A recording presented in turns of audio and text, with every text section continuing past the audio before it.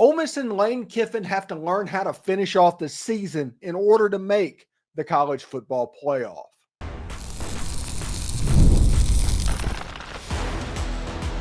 You are Locked On Ole Miss, your daily podcast on the Ole Miss Rebels. Part of the Locked On Podcast Network, your team every day. Welcome to the Locked On Ole Miss Podcast, the most watched Ole Miss podcast, hosted by me, Steven Willis, a 10-year veteran member of the national media and a former Ole Miss staff member. On today's show, we're diving into why Ole Miss was the talk of college football in 2024, but still hasn't achieved its ultimate goals.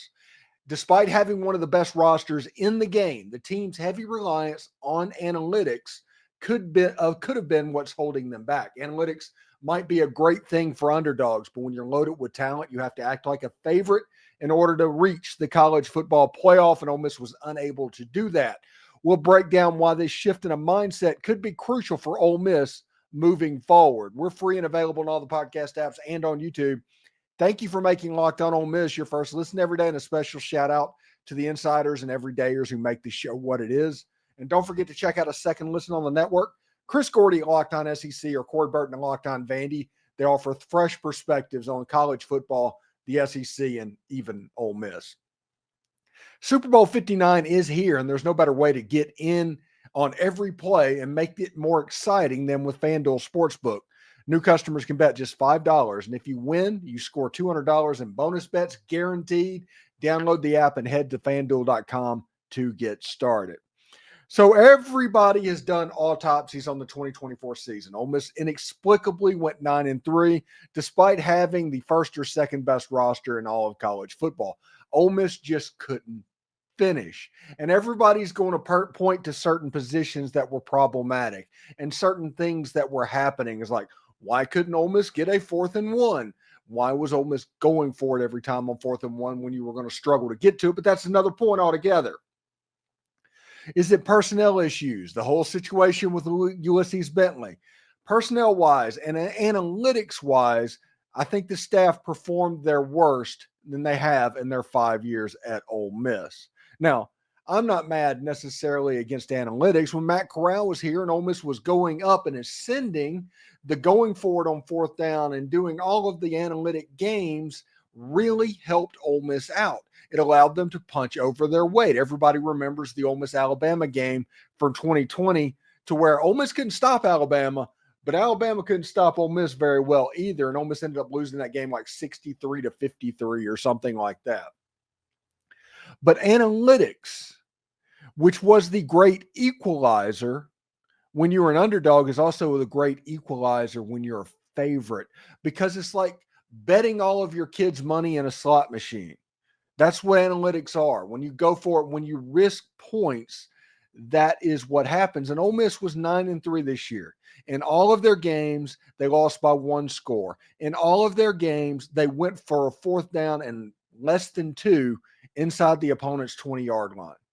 Games that if you just played by the numbers, you likely still win the game, even with all of the problems that Ole Miss had in 2024. Ole Miss's roster was special, especially when you look at Jaxson at quarterback, setting all the records that he set. We're going to talk about him a little bit, believe it or not, in the next segment. When you talk about all of the weapons that Ole Miss had on the field, you just are perplexed about how this could happen. And everything for me comes back to analytics. I watched the AFC Championship game on Sunday. It was a game that if it wasn't for analytics, Buffalo would have probably been winning by 10 points. Them taking points off the board to go for 2 inexplicably and chasing points starting in the second quarter because of a computer algorithm telling them to do it without any care for what the actual momentum of the game, because momentum is a very real thing and computers can't understand that. And nothing switches the momentum of the game like a stop on 4th down in college and pro football. Analytics likely cost Buffalo an AFC Championship game, and we are subjected to yet another Chiefs Super Bowl against the Philadelphia Eagles. That's what it's like.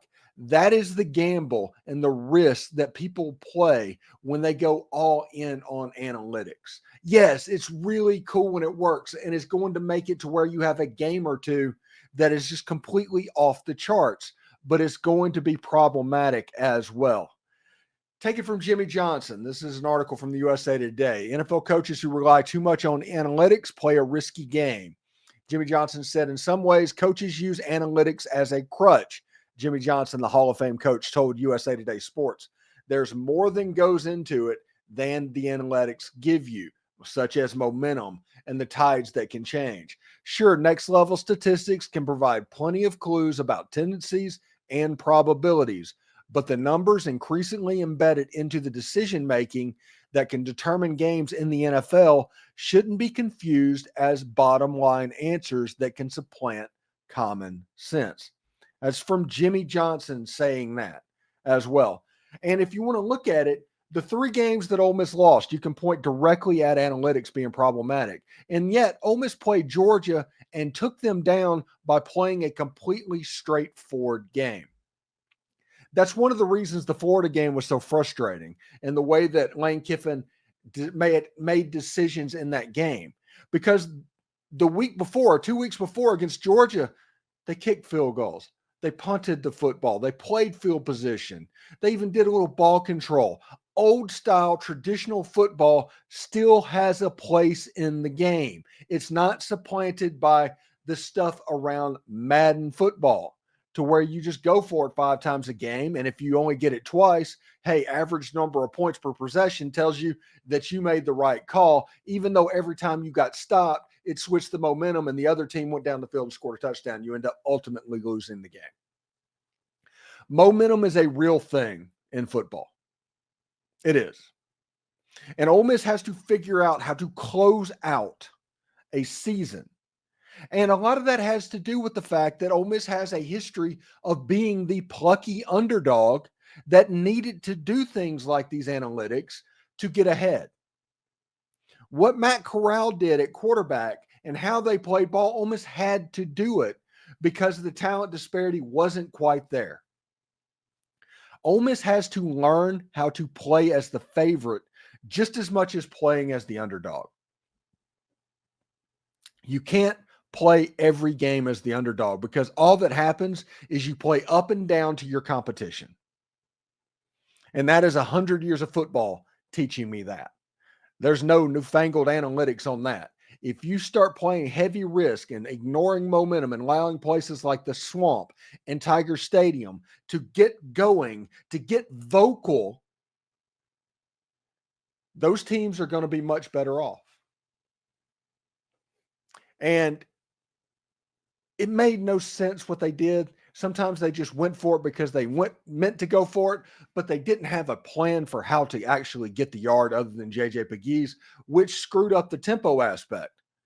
But whenever they tried to do it at tempo, you'd have Jordan Watkins playing in tight, trying to block an SEC defensive end, and that doesn't work either. In the age of helmet communication, none of that works. In college football, in professional football, analytics-driven teams do not win big games, period. There's not an example of an analytics-driven team taking down a giant in a championship game. That doesn't exist. You have a situation like TCU doing a lot of the analytic stuff, getting to the final game and able to get there, and then Georgia just punches them in the absolute mouth, playing normal, straightforward football, doing field position, creating turnovers, all of the stuff that has made football a big deal for 100 years. Ole Miss can learn how to do this. I think this is the ultimate lesson from 2024. It's not Bentley. It's not any of the records. It's not even the defense. It's all of that. It's the fact that Ole Miss needs to learn how to play as a favorite. That caught Ole Miss off guard. The mindset of being the underdog in these bigger games caused Ole Miss to play like that. And you have a situation to where you've seen Lane Kiffin in these big games come up against Alabama and randomly going for it, and you're down 28-0, and everybody's talking about how you got blown out in Tuscaloosa. Ole Miss has to learn how to play as the favorite, as the roster has gotten more and more talented. Ole Miss has won 10 games, 3 out of the last 4 years. The question has become, is analytics keeping Ole Miss from winning 12 games a year, from getting into the actual tournament, to becoming what Georgia and Alabama is? Is that what analytics is preventing?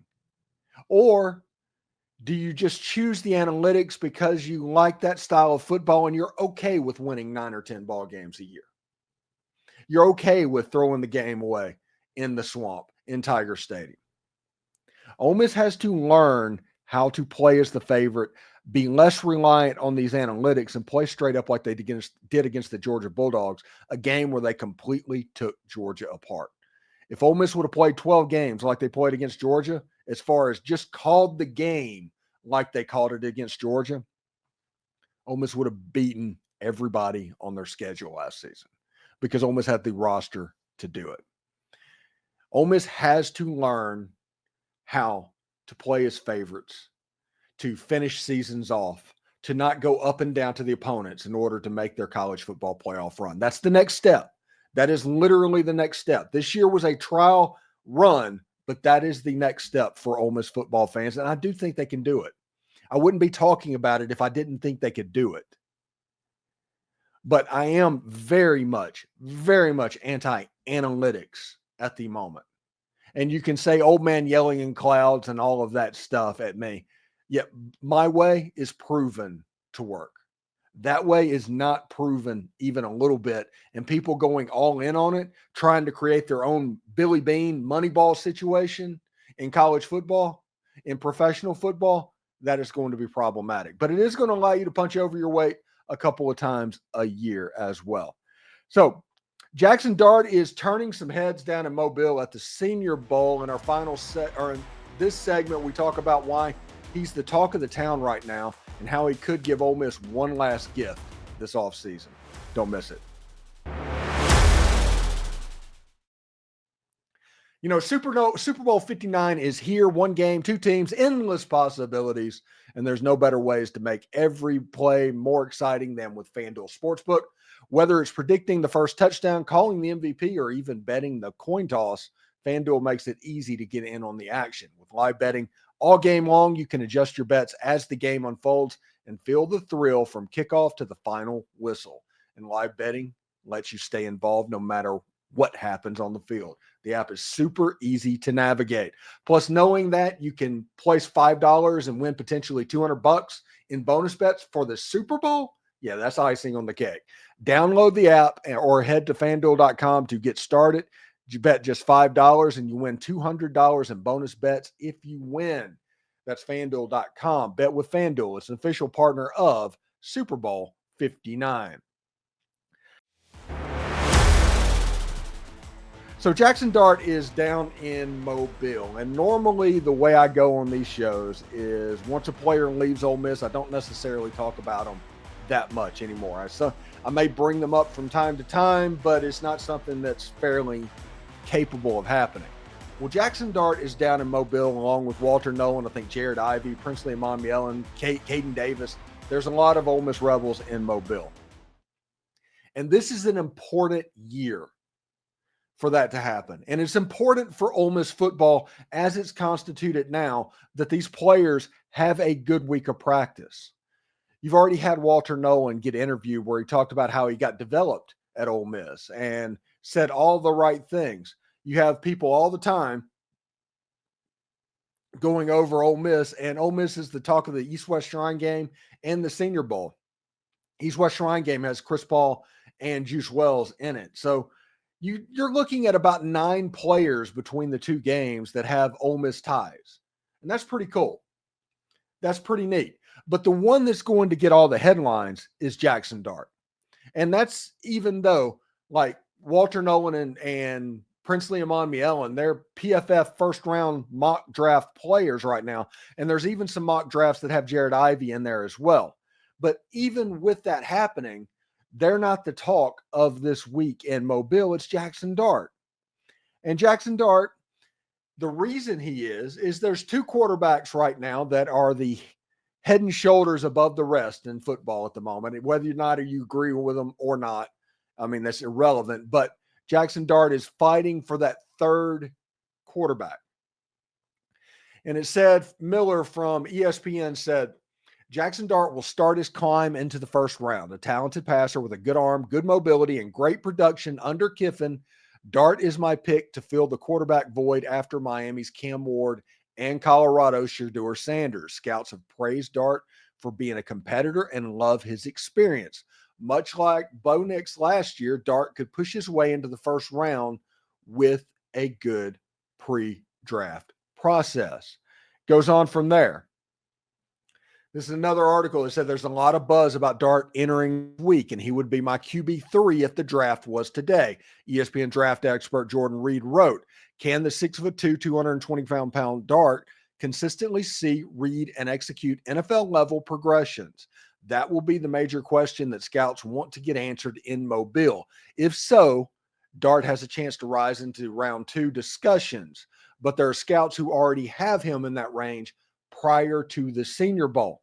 So what is going on here is Jaxson Dart has a way to work his way into the back of the first round, which honestly is a perfect storm for Jaxson. It's an Aaron Rodgers type thing. You end up on a good team. If you were a backup quarterback for the Detroit Lions or somebody at the bottom of the draft, that would be a better situation than ending up at the Tennessee Titans right now, than ending up at the Carolina Panthers, the New Orleans Saints. That would be a better place to be than there. So if Jaxson Dart can slide into the end of the first round or honestly get drafted at the end of the second round, he's probably the best value draft pick in this quarterback draft class. I'm not a huge fan of Cam Ward. I'm not a huge fan of Shedeur Sanders. Shedeur Sanders thinks he's the best quarterback in college football. Ask him. Cam Ward thinks he's the best quarterback in college football. Ask him. Jaxson Dart might actually be the best quarterback in college football. The thing that held him back was the fact that he took a lot of the blame for the Kentucky game. There was a couple of games that he did not play particularly well because of the RPO-centric offense that Ole Miss runs. When Ole Miss is playing and throwing a bunch of third-level RPOs, that can be problematic for whoever is quarterbacking. And Jaxson Dart took an overabundance of the blame because of that. Jaxson Dart, if he slides into the end of the first round, there's a chance that Ole Miss could have 3, maybe 4 first-round picks if you consider all of the ones that have been mocked into the first round. That's Princely Amamuellen, Walter Nolan, and Jared Ivey. They've all been mocked in the first round for Ole Miss. Jaxson Dart sliding that way will make this class look better and better and better. And if you want to look about it, of this number thing that we're talking about, go back to the first segment to figure out why this team didn't hit the total level. They can, and I think they will. And I think there's a situation to where the only way that you can break through the door from time to time is keep banging on it. And Ole Miss has to be in a position where they're going after the playoff each and every single year. And if they do that, eventually they're going to get there. Otherwise, they're in the 1970s Houston Oilers or the 1990s Buffalo Bills. But getting to the tournament is the number one goal for Ole Miss football right now. And Jaxson Dart has a chance to do it.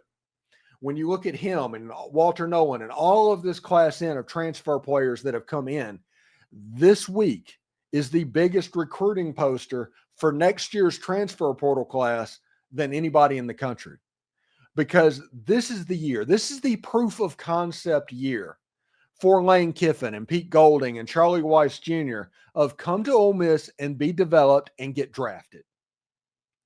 Wherever you are, you could be doing completely fine. If you come to Ole Miss, we will get you ready for the draft and get you drafted. Ole Miss has a ton of the players in the Senior Bowl and the East-West Shrine game. Now on draft day and combine and over the next 4 months, it needs to cascade in the correct way and get as many people taken in the highest rounds possible. And if Ole Miss is able to do that, they're going to be all right moving forward. They just are. So we'll see how it goes.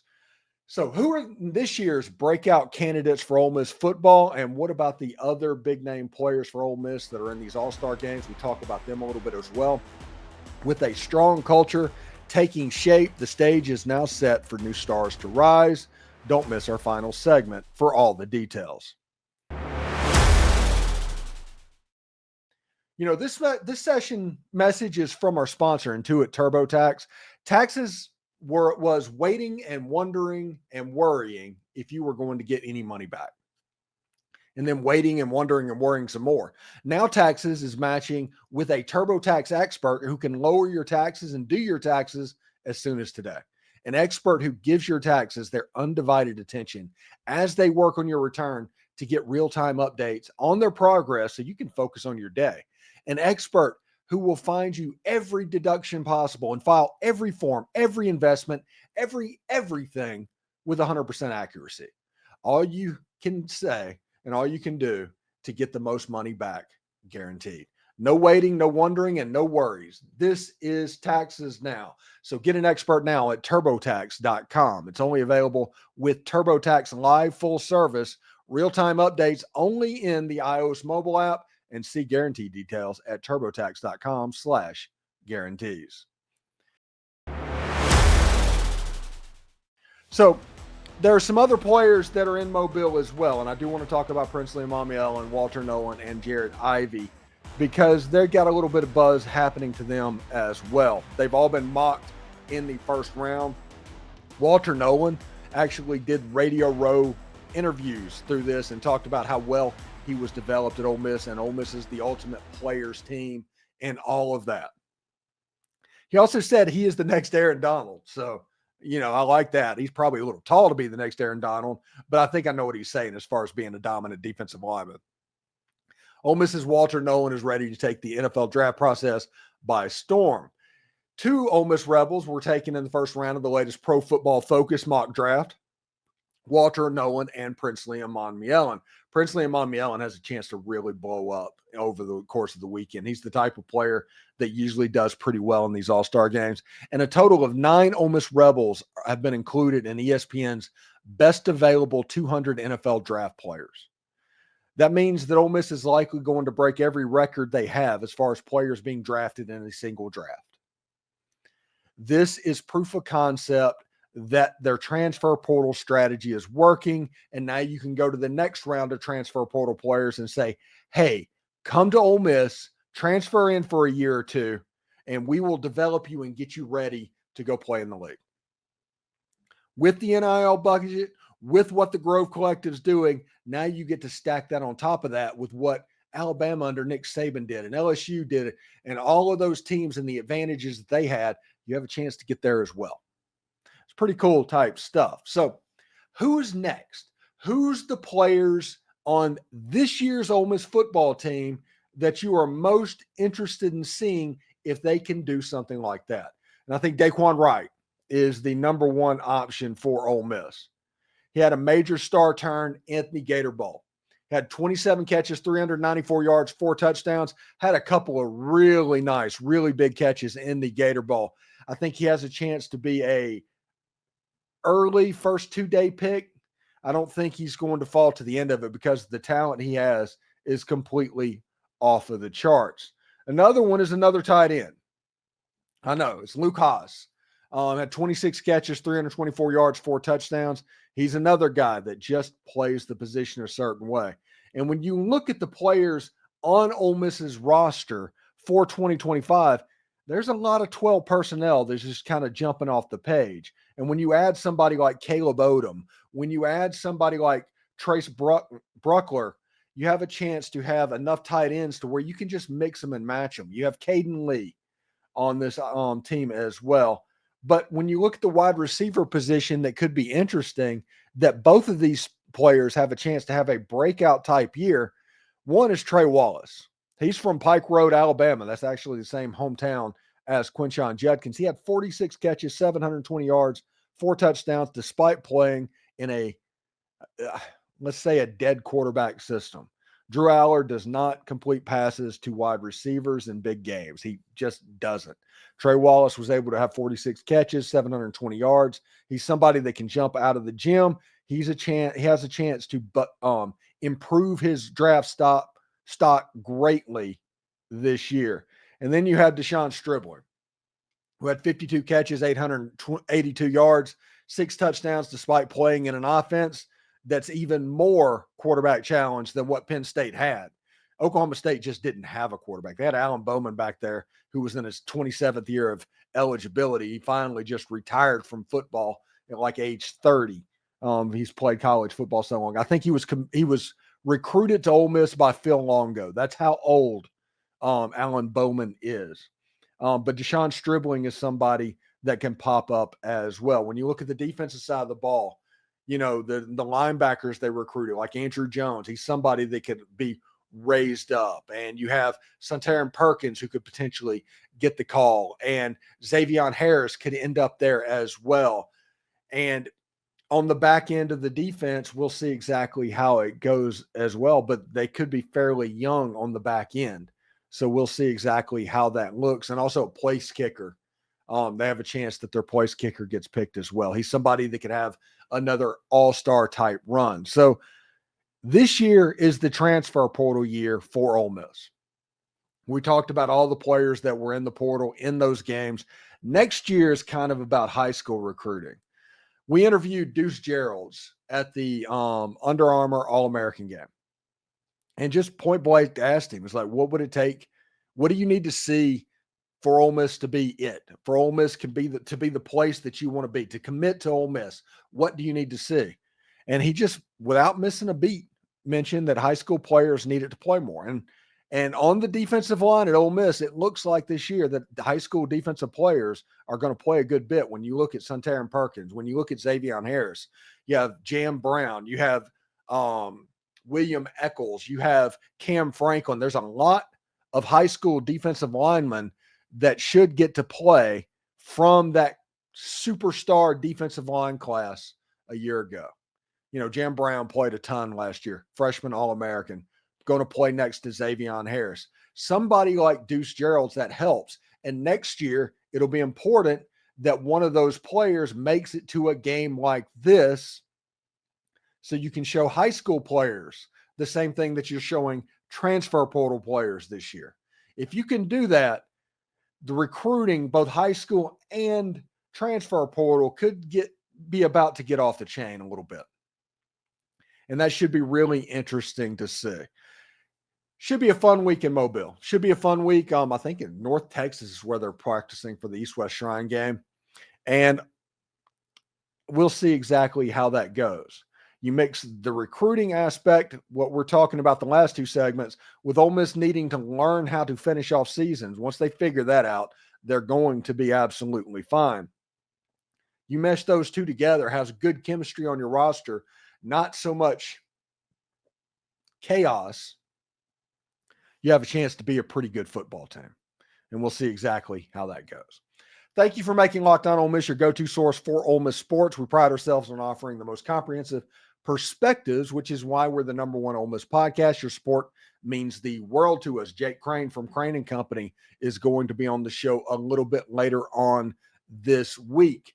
And we're also going to, we had Brad Logan on Monday, and then we're going to try and get the beat writers as well. So it's going to be a lot of Ole Miss this week. And of course, with Chris Beard getting ready to take on Texas for what is really a must-win type game because of needing to stop this losing streak as soon as possible.